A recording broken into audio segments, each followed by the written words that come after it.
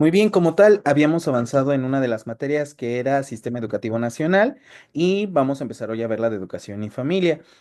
¿Por qué empezamos a ver la de Sistema Educativo Nacional? Porque es un poco extensa, es un poco más tediosa y más esa parte de estar revisando los planes, los programas de estudio, revisar las leyes, revisar acuerdos y demás. Es un poco más pesado, pero dentro de todo esto lo importante es de que ustedes sigan revisando esos documentos para que la clase sea un poco más fluida. Dentro de este apartado de educación y familia, vamos a tener esta parte que son 6 unidades, perdón, en las cuales vamos a ver qué es familia, cuáles son las teorías que sobresalen, de qué manera se puede llegar a una mejor convivencia y de la misma manera cómo pueden los alumnos estar con sus padres de familia conviviendo bien junto con el profesorado. Y bien, la unidad 1, como dice, Introducción a la Educación de la Familia, vamos a ver qué es una familia. Por favor, Monse.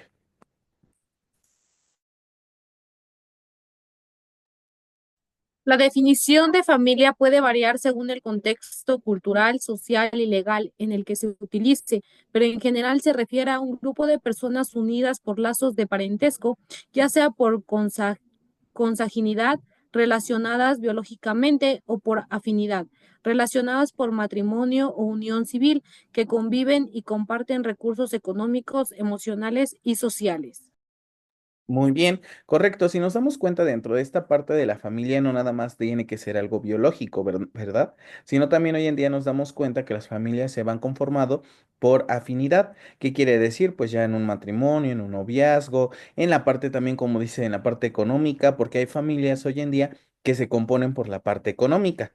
¿Qué quiere decir? Hay familias, aquí no pasa mucho en México, pero sí en algunos lugares de Estados Unidos y de Europa, donde se contratan a familias. Hay personas que les pagan a familias para que sean su familia por un día, por un mes o por fechas importantes. Y esa parte es por el comportamiento de un recurso económico. Y entonces nos damos cuenta que hay diferentes formas de poder definir hoy en día a una familia. Muy bien, vamos a ver esta parte de la importancia de la familia en la educación. Por favor, Oli. La importancia de la familia en la educación es fundamental y ampliamente reconocida en todos los ámbitos educativos y sociales. La familia es el primer y más influyente entorno de aprendizaje para un niño y desempeñar un papel crucial en su desarrollo cognitivo, emocional y social. Así es, correcto, dentro de la educación y creo que ustedes que ya dan clases se dan cuenta que es importante la familia. ¿Por qué? Porque para empezar es el desarrollo emocional. Creo es lo primero que impacta, ¿verdad? Cuando mamá y papá están atentos de los niños, más cuando son pequeños, nos damos cuenta que esa razón o esa importancia de ser del que estén presentes mamá y papá trasciende mucho en el comportamiento de los alumnos. ¿Por qué? Porque son más tranquilos, son más lindos, son más amorosos, escuchan, te comprenden, a comparación de cuando hay la ausencia de alguno de los dos o de ambos, porque el niño falta de ese cariño. Y es por eso que emocionalmente les pega mucho. Posterior a eso empieza lo cognitivo, porque si emocionalmente, no sé, por eso es que hoy en día se ha quitado mucho esta parte del día del papá o el día de la mamá y se trasciende más a un día de la familia por la parte de decir, es que si no, si hacemos una actividad con los papás un fin de semana y tenemos alumnos que no tienen papá o que sus papás ya no están con ellos o no se hacen cargo de ellos, ¿qué pasa con esos alumnitos? Cognitivamente se sienten mal porque papá no se encuentra ahí, porque papá no está para hacer las actividades. Y entonces se empieza a ver algunas razones cognitivas y emocionales que también les llegan a pegar a los alumnos y por lo tanto empiezan a veces a ser o más rebeldes o más distraídos dentro de su aprendizaje. Y el social también. Muchas veces dentro de lo social pues también se ven pues apegados a ciertas situaciones. De hecho, psicológicamente en algún momento pues se va a ver la parte de la psicología que es lo que dice, una persona que le faltó mamá o papá busca muchas veces una persona adulta con quien compaginar.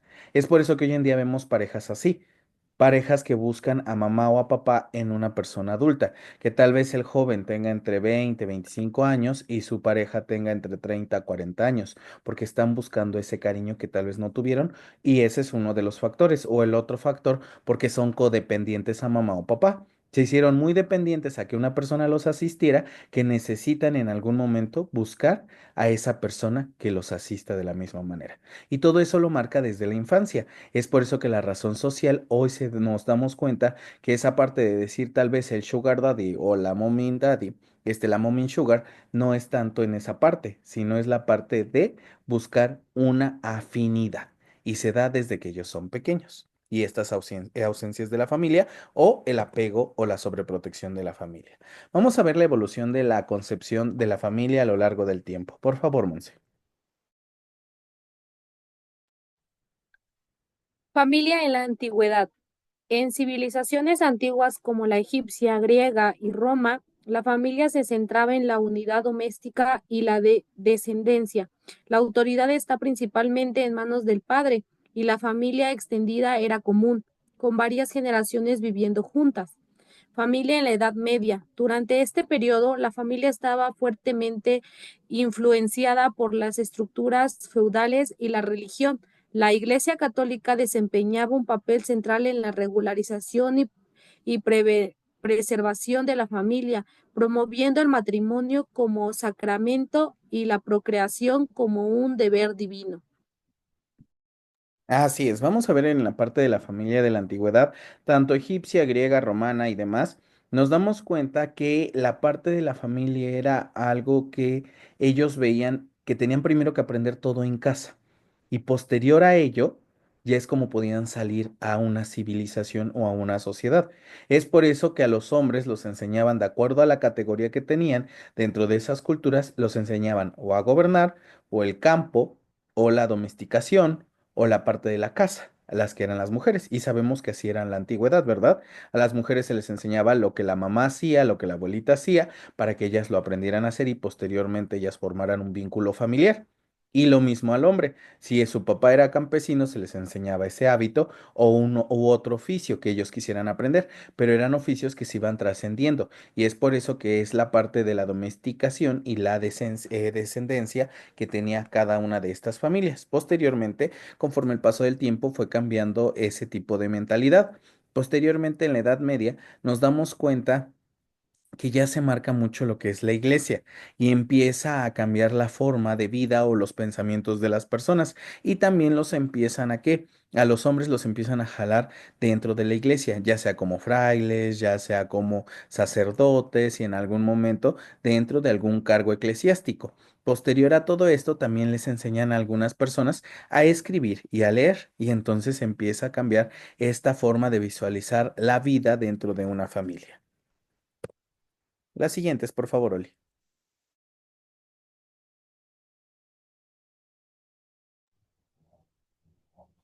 La familia y la educación media.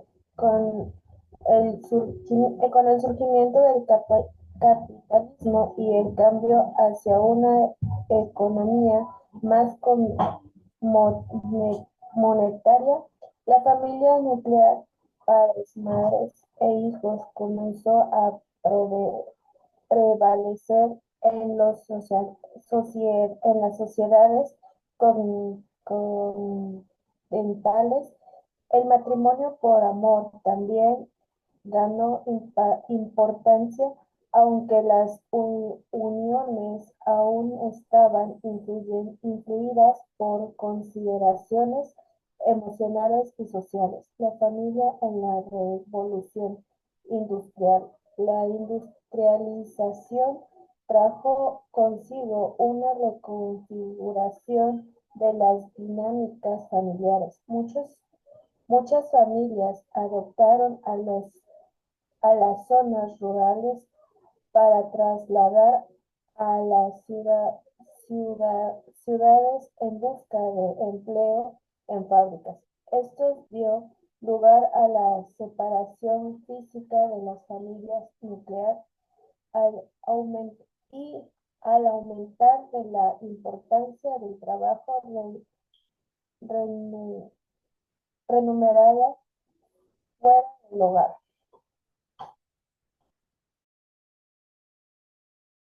Muy bien, aquí nos damos cuenta que dentro de la edad moderna empiezan a verse eso de los tipos de familia y la que más prevalecía en ese tiempo era la familia nuclear, que se componía una familia nuclear, mamá, papá e hijos. Eso es una familia nuclear, lo que conocemos dentro de una sociedad hoy en día.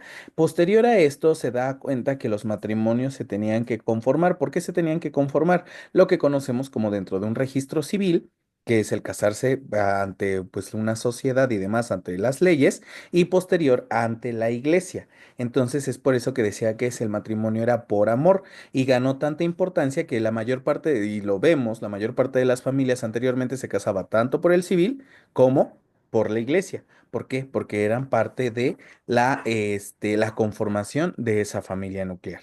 Posterior a esto, en la revolución industrial, empieza a darse un auge en la parte económica. ¿Qué quiere decir? Aquí en México empiezan a crecer mucho la parte de las empresas. No sé si se acuerdan cuando empieza a llegar todo esto de las industrias, que fue cuando se empiezan a crear lo que hoy conocemos como Infonavit o Fobiste, las casas de interés social. Y a todos los que trabajaban dentro de una empresa los hicieron acreedores a este beneficio. ¿Para qué? Para mejorar. Algo importante que debemos de saber de esto es que no fue el presidente el que propuso esta idea, sino la que lo propuso fue su esposa. ¿Por qué lo propone? En ese tiempo había un machote de la esposa de Porfirio Díaz. No sé si conocen la historia de Porfirio Díaz y su esposa. ¿La conocen? No, muy bien, rápidamente. ¿Quién trajo la tecnología o la parte de la industrialización a México por primera vez? Fue la esposa de Porfirio Díaz. Podemos decir que la imagen era Porfirio Díaz, pero la que gobernaba y la que tenía las relaciones era su esposa. Gracias a su esposa existen los kioscos hoy en día en las diferentes partes de la República de México. Cuando vean ustedes un kiosco, su esposa fue quien mandó a poner los kioscos, porque en París, en Francia y en Europa existían los kioscos, que era donde se subían los gobernadores a dar sus discursos. Y a ella le parecía importante esa parte. Y es por eso que llegaron muchos kioscos a los centros de todos los estados de México y de sus capitales. Es por eso que se empezaron a hacer los kioscos. Esa fue una. Dos, el tren llega gracias a su esposa de Porfirio Díaz, porque su esposa tenía los contactos para que llegara aquí a poder realizarse esa parte de lo que se le llamó en su momento las máquinas industriales, que fue la imprenta y que fue el tren. Y entonces llega a México gracias a su esposa de Porfirio Díaz. Otra cosa importante, por ejemplo, que se ha escuchado mucho, son algunas esculturas. Por ejemplo, en Pachuca existe el reloj. El reloj también llega aquí gracias a la esposa de Porfirio Díaz, porque ella decía que cuando iba, aparte de ir a la Torre Eiffel, porque le gustaba mucho, le gustaba el Big Ben. Y si se dan cuenta, la maquinaria del, este, del reloj de Pachuca es la misma que del Big Ben. Y entonces es por eso que llega aquí a Pachuca ese tipo de esculturas. Y así podemos ir desglosando muchas cosas que su esposa de Porfirio Díaz trajo a México gracias a la burocracia y a las relaciones que tuvo. Ojo ahí, chicas, porque muchas veces dicen, en el transcurso de la historia, el que hizo mucho fue el hombre. Y no, si nos damos cuenta, muchas veces fueron las mujeres por las relaciones o la burocracia que tenían. Entonces nos damos cuenta que gracias a eso o gracias a esos legados existía un documento. Y en ese documento decía que las esposas, porque eran las esposas europeas de las personas que trabajaban en empresas, recibían lo que hoy conocemos en algún momento como vales de despensa y recibían una casa o un patrimonio para la vida de sus hijos. Y es por eso que aquí en México, posteriormente, cuando empieza esta parte de la revolución industrial, fuertemente el presidente en turno en México empieza a otorgar esos créditos por el papel que en algún momento se dejó. Entonces, para que vean cómo es la historia y cómo esto empieza a potenciar mucho en la parte tanto de las familias, porque sabíamos que muchos de los obreros no tenían una casa propia.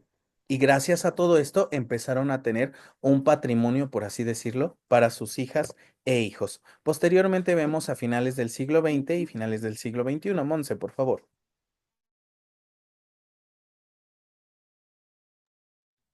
Familia en el siglo XX. En el siglo XX se produjeron cambios significativos en la estructura y función de la familia debido a los fenómenos como la urbanización, la migración, la emancipación femenina y los avances tecnológicos. Las guerras mundiales y las luchas sociales también influyeron en las percepciones y roles familiares.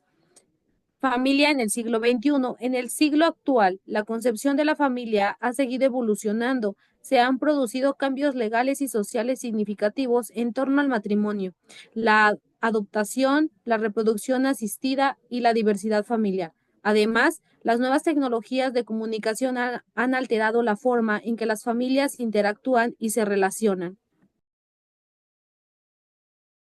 Muy bien, nos damos cuenta que en esta parte del siglo XX, con la parte de la urbanización, donde empiezan las capitales a crecer mucho por la parte industrial, pues como dicen ahí, empieza a urbanizarse, ¿verdad? Uno, empiezan a crecer, ¿por qué? Porque migran de muchos lugares del país y externos para tener un buen trabajo. Posteriormente empiezan a verse la emancipación femenina y los avances tecnológicos. ¿Qué es la parte de la emancipación femenina? Lo vemos cuando la mujer empieza a votar, empieza a tener un trabajo digno y empiezan a valerse sus derechos. Ahí empieza también a crecer mucho esta parte de la educación. ¿Por qué? Porque si sabíamos que bien en México existían las escuelas de señoritas. Sí sabían sobre las escuelas de señoritas, ¿verdad? ¿Qué es lo que hacían en esas escuelas de señoritas? Inscribían, eran como, ¿cómo llamarlo? Como internados donde, por ejemplo, Monse y Oli las escribían sus mamás y la escuela de señoritas era para que cuando egresaran fueran buenas esposas. Así era su forma de pensar en ese tiempo y su metodología que ocupaban. ¿Por qué buenas esposas? Porque les enseñaban taquinomenografía, les enseñaban a escribir bien en una máquina en ese tiempo de escribir, les enseñaban a bordar, coser, cocinar y demás. Todo eso para poder en su momento ser una buena ama de casa y una buena esposa. Por eso es que se les llamaba escuelas de señoritas. Posterior a la emancipación femenina, empieza a ser un gran auge en la parte de las carreras. No en todas, porque sabíamos muy bien que hay carreras como las ingenierías y demás que empezaron a hacer pues a un lado a la mujer. Pero en las sociales, por ejemplo, en lo que fue todas las sociales, empiezan a trascender. Es por eso que los primeros contratos que da la SEP para la parte de las maestras fueron mujeres. Es por eso que si ustedes revisan la historia, aquí en México los primeros contratos para maestras fueron de mujeres. ¿Fue pesado? Sí. Hay un contrato, no sé si lo han visto, en algún momento se subieron a las páginas de Facebook, no lo he encontrado, pero voy a buscarlo, donde marcaba muy bien cómo tenía que ir vestida la maestra y todo lo que tenía que hacer. Era muy pesado ese contrato, porque tenía muchas cláusulas de no, no, no, no, no puede ser, no puede ser, no puede ser. Pero algo que se reconoce es que ya se les daba un trabajo digno, por así decirlo, a las mujeres y entonces empiezan a trascender dentro del área de la educación. Y también los avances tecnológicos, sabemos que en el 2000 es cuando en México entra la tecnología. Los primeros cajeros automáticos, las primeras tarjetas de banco, los teléfonos, las computadoras, el internet y demás. Y entonces empieza esa guerra, como dice ahí, con las luchas sociales. ¿Cuáles son las luchas sociales? Lo que hoy conocemos como las clases hegemónicas, como la clase media, como la clase media baja, como la clase baja y como la clase baja baja. La clase hegemónica, ¿qué es? ¿Saben qué es clase hegemónica? ¿No? ¿No? La clase hegemónica son esas pocas personas, por así decirlo, que son dueños casi de todo el mundo, que son como gobernantes, como políticos, como personas que tienen mucho dinero. Si ustedes se ponen a investigar, hay grupos de personas que son como los Rockefeller, como los dueños de de Bimbo y demás, que tienen muchas empresas. Esas son las clases hegemónicas, que tienen mucho dinero a su disposición. Por ejemplo, Slim, aquí en México, es una de las clases hegemónicas, tiene mucho dinero a su disposición y es dueño de varias compañías, varias empresas y propiedades. Por lo tanto, por eso se le conoce como clase hegemónica. ¿Quién es la clase media alta? La clase media alta son todas esas personas que tienen también empresas, que son dueños de empresas, pero no alcanzan a tener una amplia extensión territorial. Pero aún así tienen dinero. La clase media media somos todos nosotros, los que trabajamos, pagamos impuestos, pagamos toda la parte del ISR y demás, somos la clase media media y la clase media baja. A eso nosotros nos componemos por los tipos de salarios de los cuales percibimos y hacemos que se mantenga un país. La clase baja Media son aquellas personas que en su momento son inestables en un trabajo y que a veces pueden tener trabajo y a veces no, a veces sí y a veces no. Y la clase baja baja es toda aquella persona que no tiene ningún tipo de estudio, ningún tipo de trabajo y que muchas veces llega a estar en lugares, pues por así decirlo, feos para poder vivir.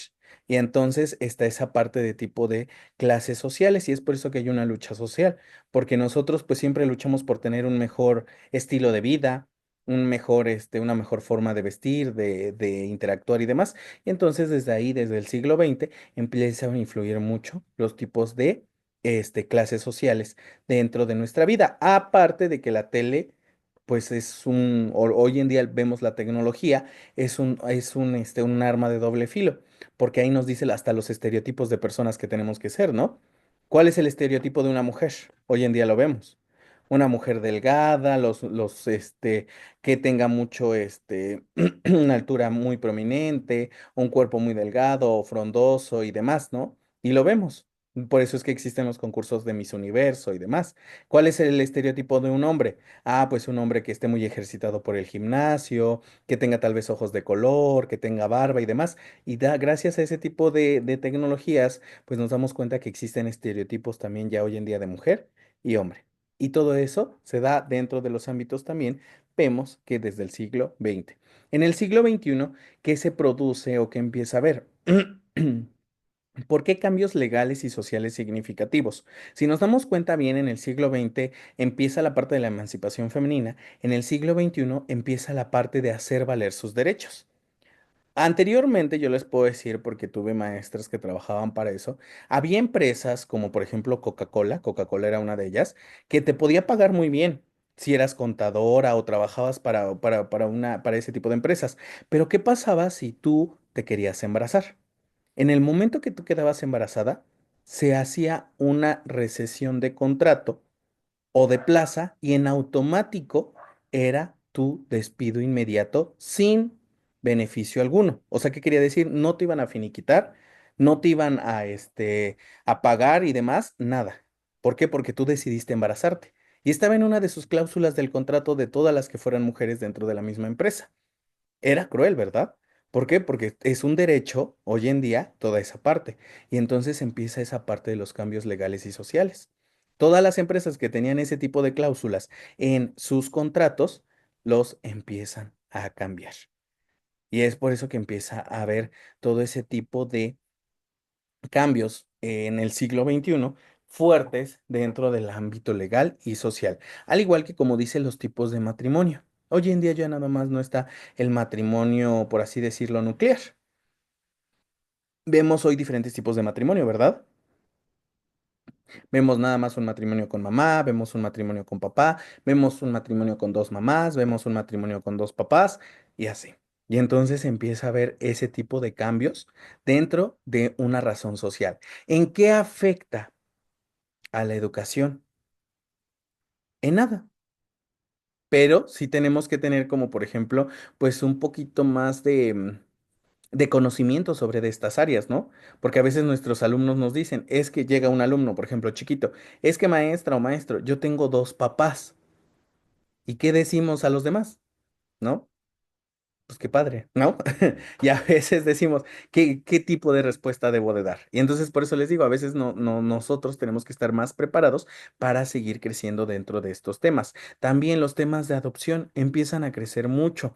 Si se dan cuenta, no sé si ustedes han ido a visitar algún DIF o alguna casa cuna o alguna casa hogar, están a veces repletas. Es muy pesado ir a uno de esos tipos de lugares, pesadísimo, porque las condiciones en cómo están los niños es muy feo, en cómo están a veces lo que comen y demás es muy feo. Se los digo porque a veces se ha apoyado a ese tipo de fundaciones y cuando hemos ido a las casas donde están los niños pequeños, para ellos es fantástico que tú les lleves un muñeco nuevo, porque muchas veces todos los muñecos son usados, ¿no? Los que les donan. O que les vayan a festejar. Hoy en día hay asociaciones hasta que buscan padrinos o madrinas para los niños. ¿Cuál es tu labor o cuál es tu forma de ser? Que si tú quieres, cada 8 días le puedes llevar algo o una vez al mes ir a visitar a esos niños y en su cumpleaños festejarles.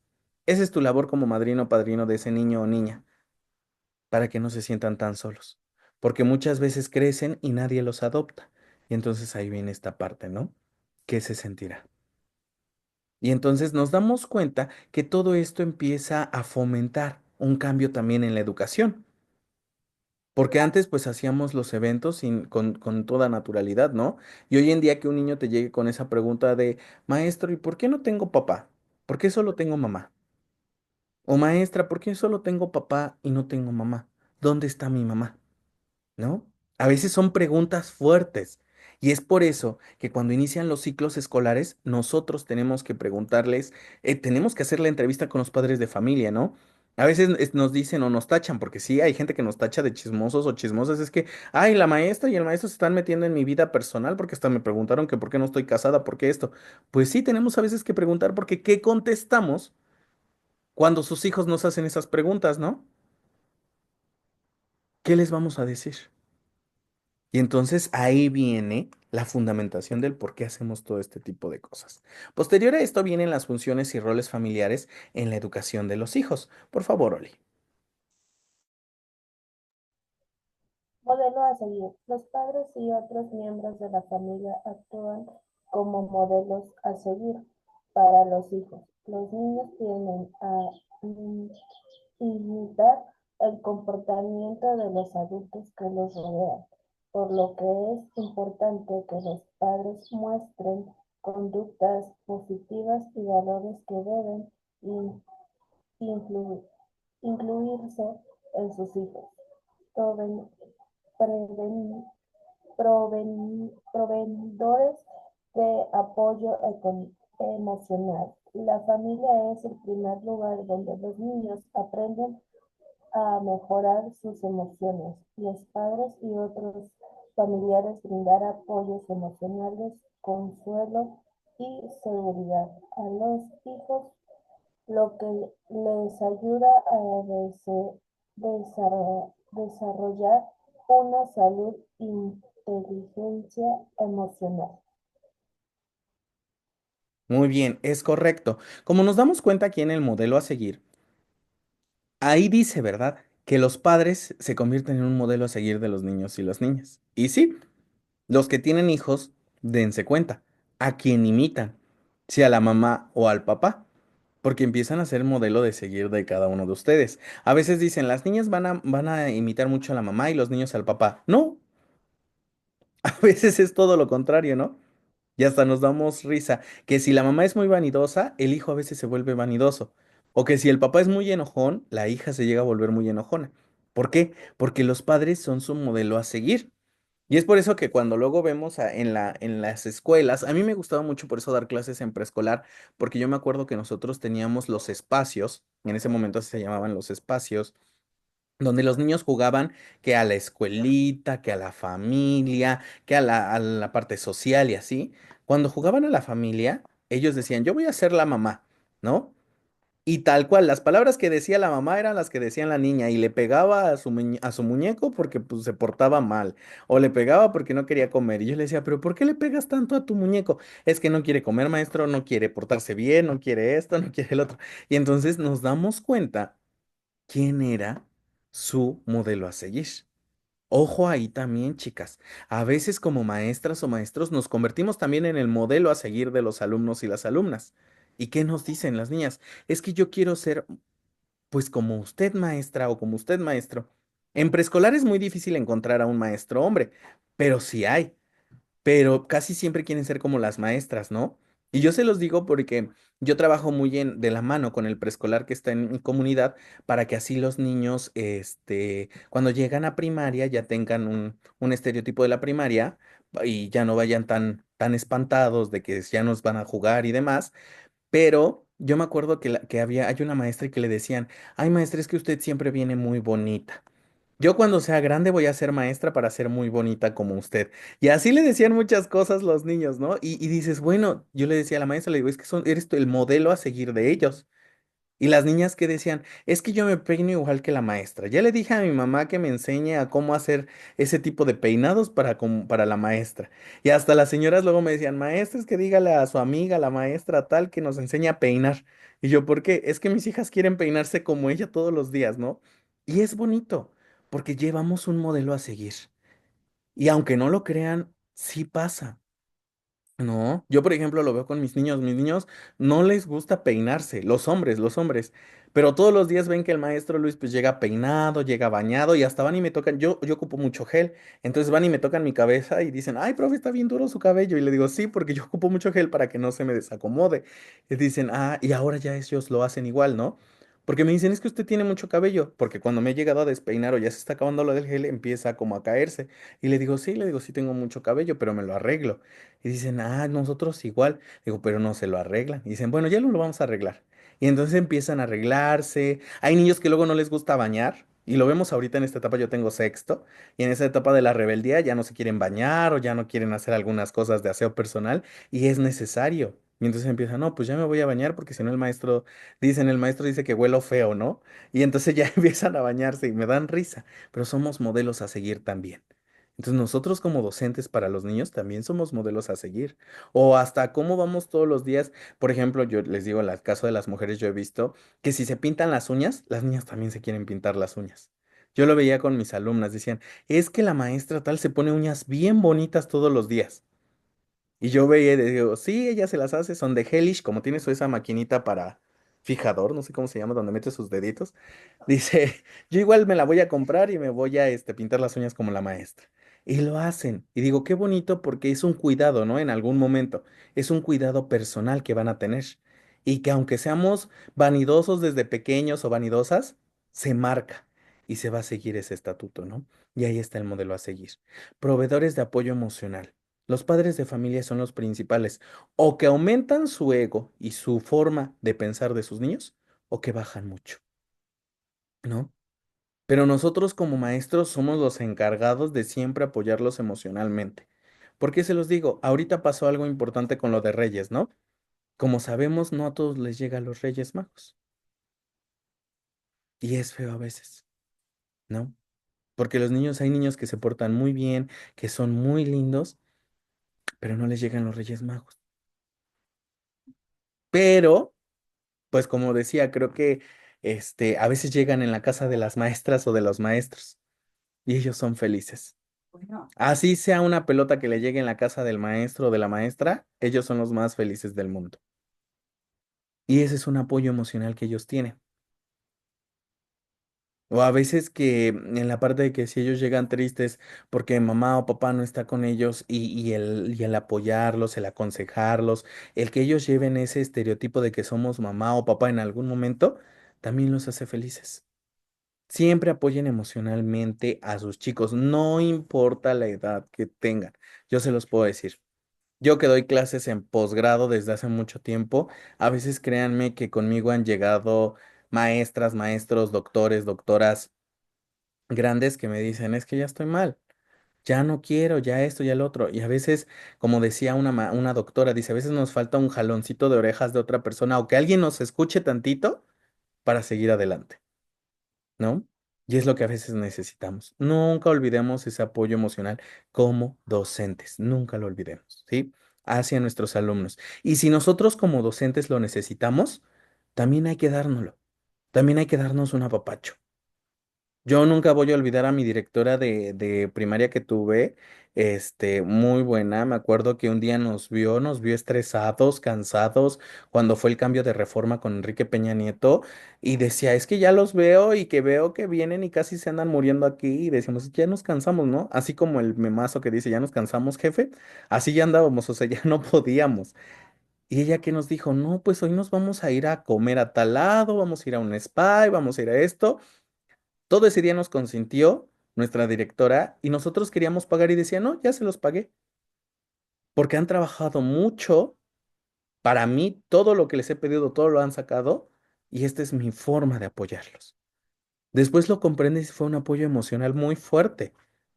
Porque hay escuelas que nunca nos hacen eso. Al contrario, nos dicen, pues para eso estudiaste y para eso te estoy pagando y para eso no. Y en lugar de apoyarte emocionalmente, pues nos tumban, ¿no? Nos tiran.